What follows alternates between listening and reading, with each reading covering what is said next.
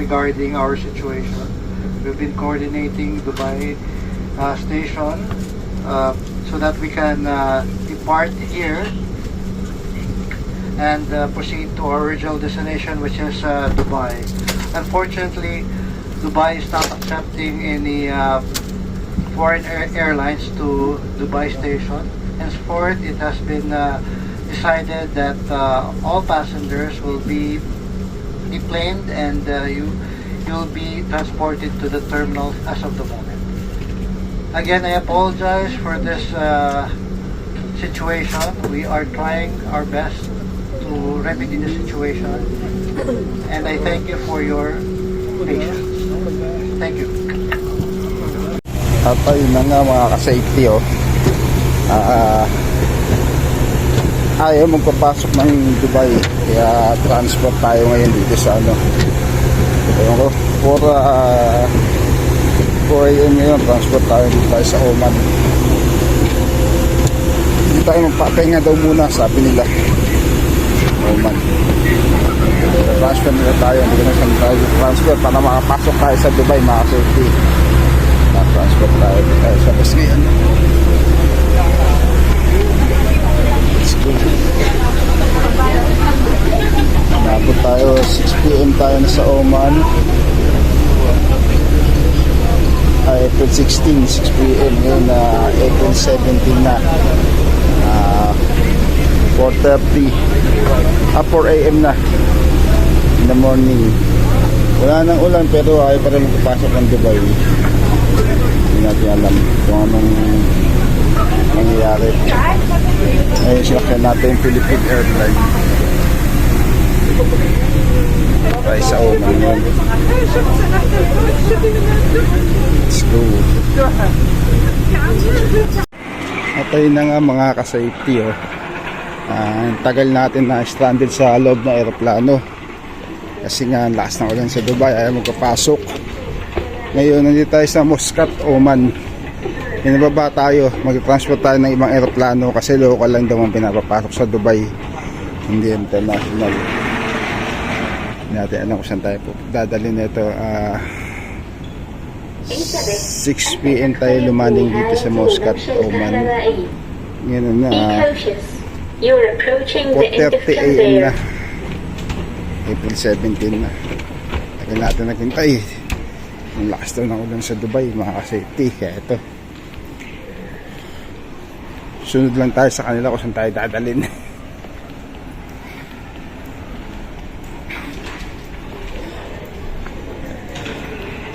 Sakit ka rin, tagal namin sa aeroplano, tagal namin nakaupo. Yung biyahe lang, ilang oras na 8.5 hours na, tapos subo ka pa ng ilang oras sa aeroplano.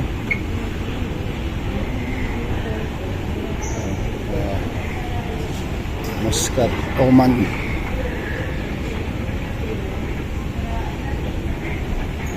Ang tanong nito, saan tayo maghihintay?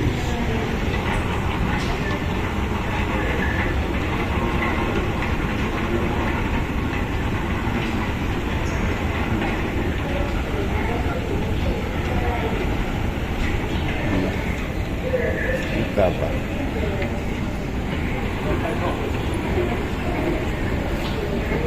Installate Installate.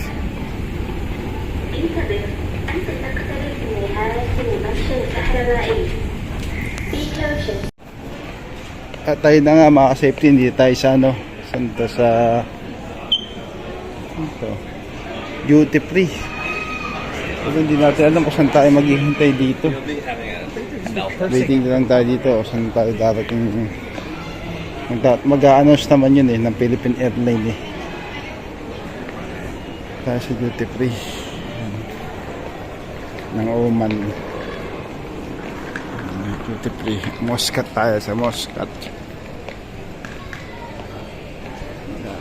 Muscat, Oman. Na-stranded tayo kasi lakas ng ulan dito sa Dubai. Sarado ang Dubai airport, mga safety, kaya waiting tayo. Local lang ang na-accept nila. sa papasok ng airport ng Dubai. International siya nag-accept.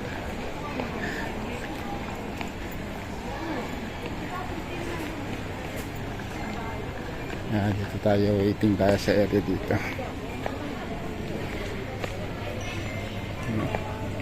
Maganda rin ng airport na Muscat, ang laki. Meron na airport dito. Ang laki yung airport dito sa Muscat, solid. Ang haba. Safety. Waiting.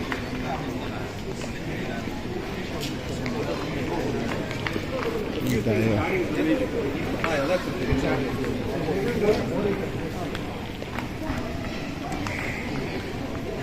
Saan kaya ang Pilipinas? Dubai.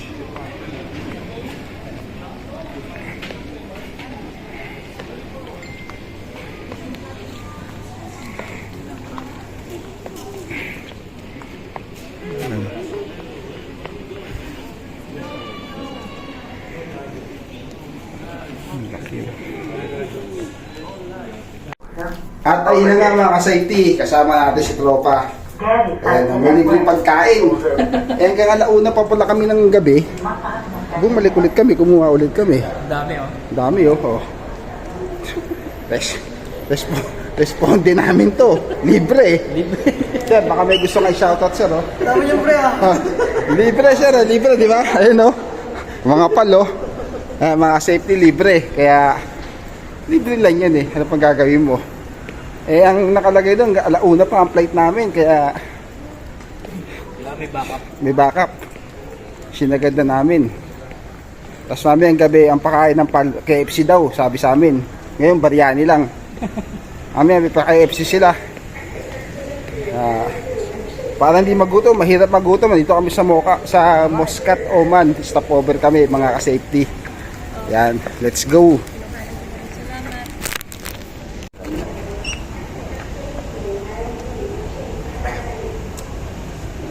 Tayo na nga mga ka-safety oh. Stranded tayo sa Oman, Muscat.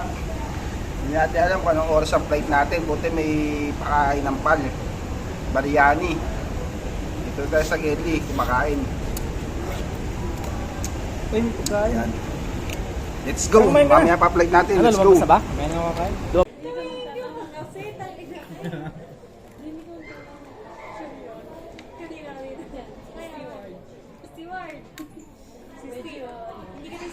Steward ka na.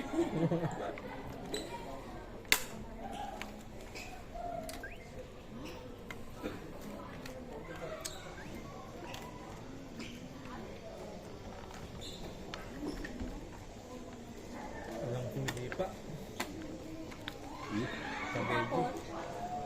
Natakot? Butas. Natapon din. Mas nauna yun.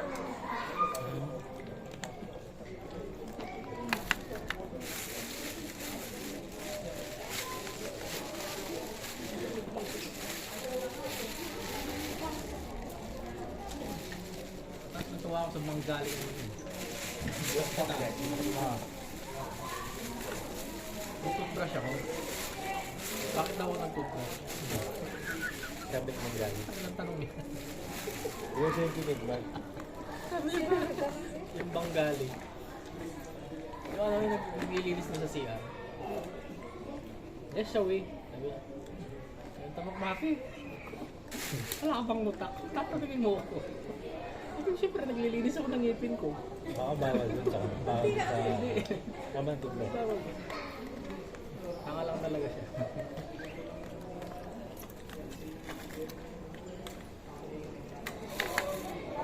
Di naubusan ng patang dun sa pila ng CR sa yan. Malapit lang CR dito.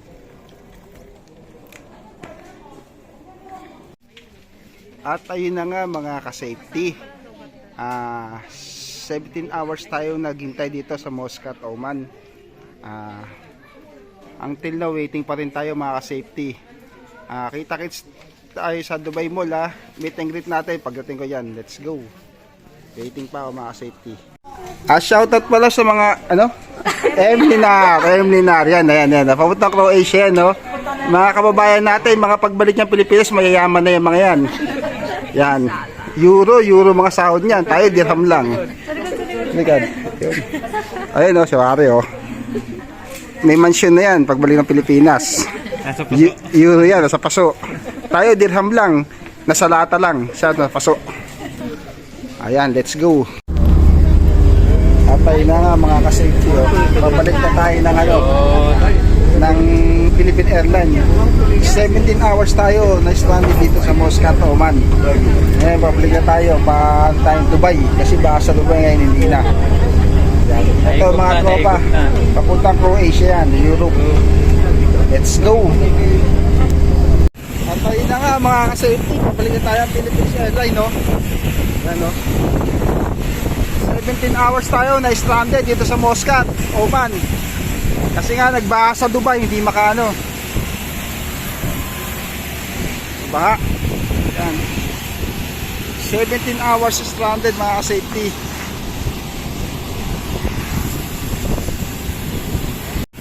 Yan mga safety, 17 hours.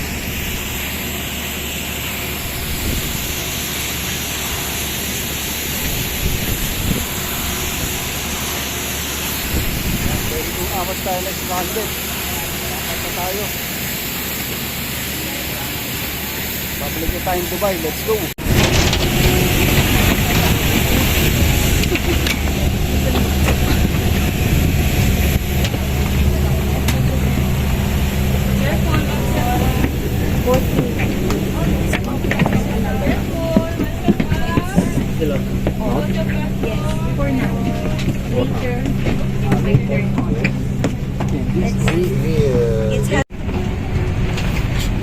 Atay na nga mga ka-safety, pabalik na tayo.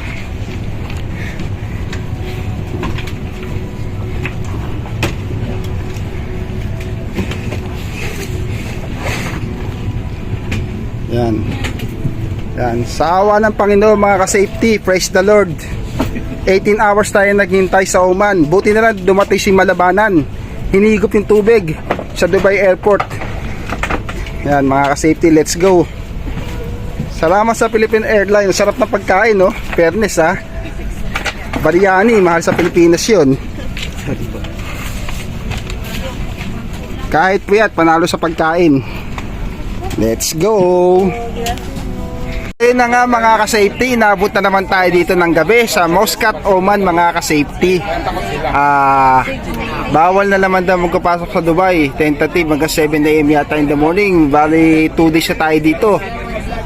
Ngayon nagre-request ang Philippine Airlines, dadalhin tayong Doha, Qatar para mag-hotel. Very good na yun mga ka-safety. Let's go na yun.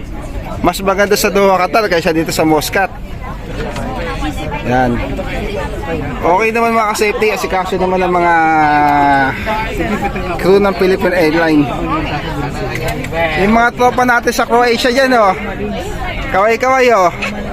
Yan mga Croatian. Ayan, oh, si baby kawawa naman. Magto 2 days si baby, oh. 2 days na mga safety. Ayan. Ayan yung mga kabayan natin. Ayan. Ayan. Interviewin natin tong ano, ang tayo tayo, yung stewardess yan, stewardess mamaya. Pag lumapit sa atin, tatanungin natin siya kung ano much better, Doha ba o dito? Ayan, stewardess, oh.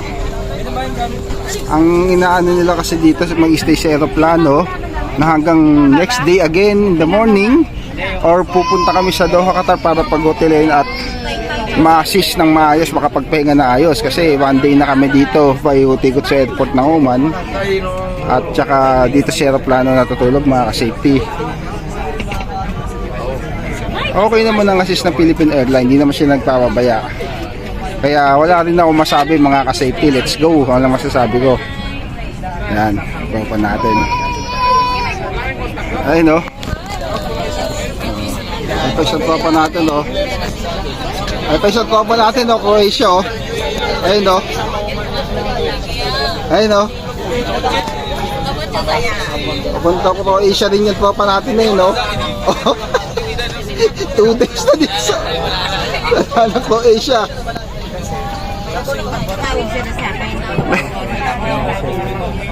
Meron direct flight Muscat to Davao. Mga safety.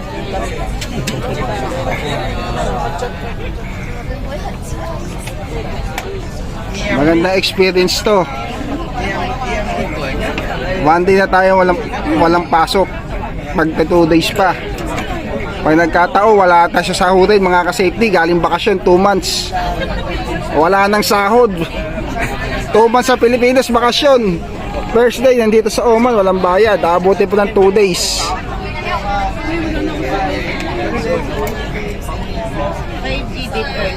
Ayan. Okay, update ko ulit kayo, mga safety. Mamaya na, let's go. Security here in Oman. Okay, so they are allowing people who have visas to go down here. Okay, they want to know the number of how many of you would like to go down, but you have to make sure that you have the visa. Okay, that's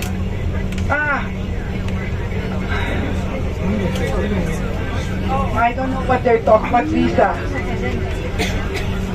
Okay, so that's the one that they're asking us. Who wants to go down with a visa? There's a lady who has a visa, she says. Ayun na, mga safety, nagpapaliwanag ang cabin crew. Okay, so that's what they, is that allowed to come in here? Okay, we can ask the security. They're here anyway, okay? So, that's the one plan, okay? Second plan is we go to Doha. We are all going to be booked in a hotel Yun ang maganda. and wait for the plane that will take you to Dubai once it is opened. Yun. But that's not a guarantee because Dubai is not accepting foreign airplanes. It's all Emirates and something. So we don't know. Yes.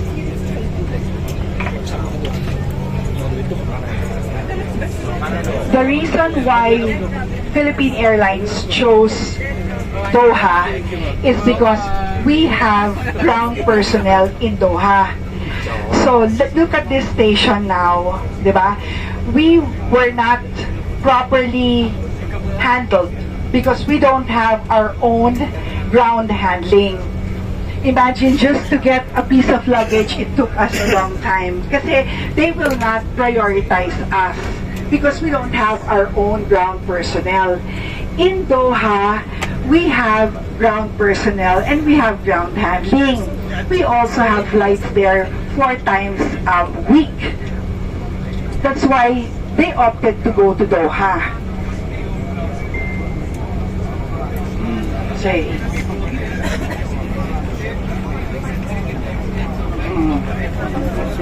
Yes.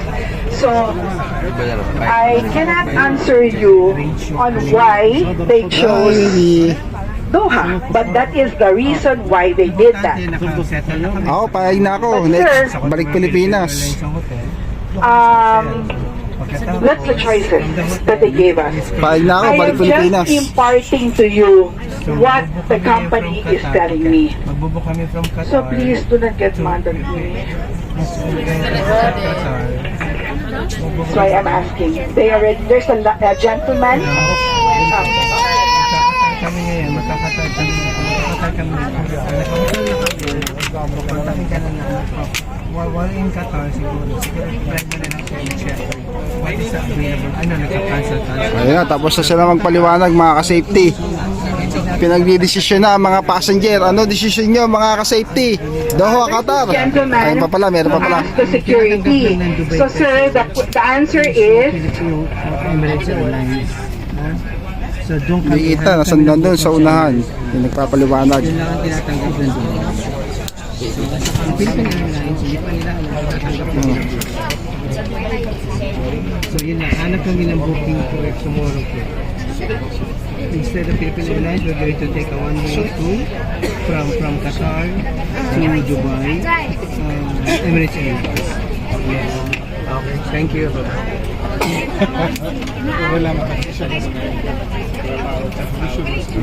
Nawala ang mga...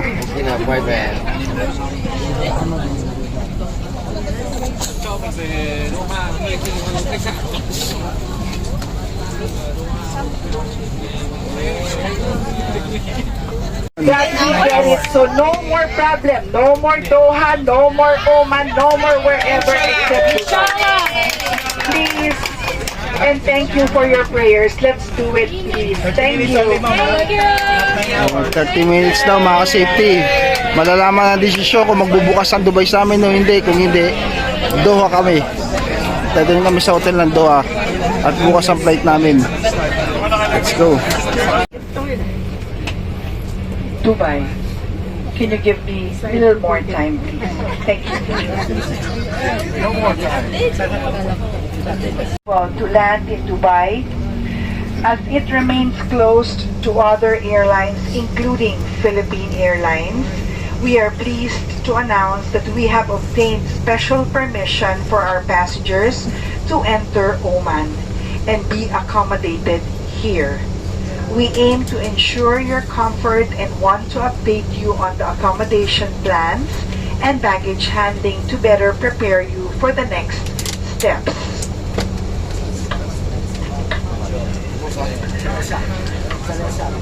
Due to constraints at the Muscat Airport, including limited ground handling capabilities, we will not be able to offload baggage. This decision is made to avoid significant delays and complications with customs clearance, both for exiting the airport and checking in for your flight. Offloading and reloading luggage would require extensive time and could potentially further delay our disembarkation and departure for Dubai. We have arranged hotel accommodations here in Oman where you can rest comfortably. We assure you that there will be a minimum of 12 hours of rest for all passengers and crew before we proceed with our journey to Dubai. This rest period is crucial for your comfort and safety.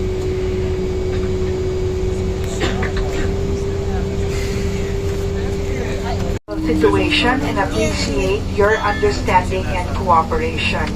Should you have any immediate concerns or needs, please do not hesitate to contact our ground staff. Thank you once again for your patience and understanding as we work to ensure your safety and comfort. Thank you.